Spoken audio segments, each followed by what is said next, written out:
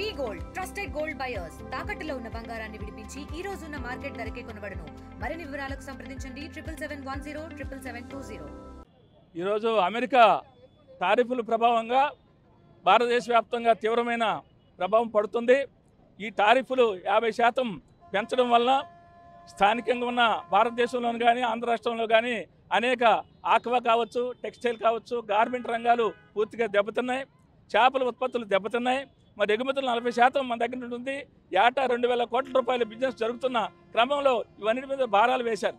అలాగే వ్యవసాయ ఉత్పత్తులకి మనం దిగుమతి అమెరికా నుండి చేసుకుంటే దానికి పన్నులు వేయొద్దట. రష్యాతోని మనం చమురు రష్యాకి ఇవ్వద్దట.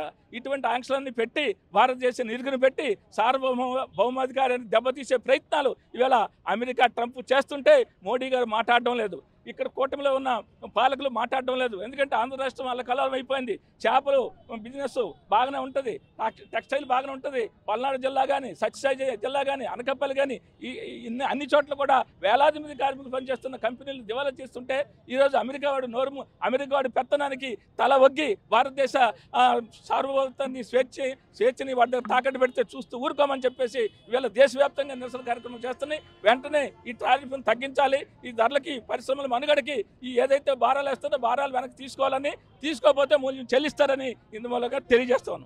తెలుగులో ఫాస్టెస్ట్ న్యూస్ ఇప్పుడు కొత్త అవతారంలో 5 సెకండ్లోనే పూర్తి వార్తా సమాచారం మీ చేతిలో. సోషల్ మీడియా ట్రెండ్స్ మీ కళ్ళ ముందుకే live TV and voice search ఆప్షన్స్తో ఇప్పుడే డౌన్లోడ్ చేయండి. యాప్ లింక్ డిస్క్రిప్షన్లో ఉంది.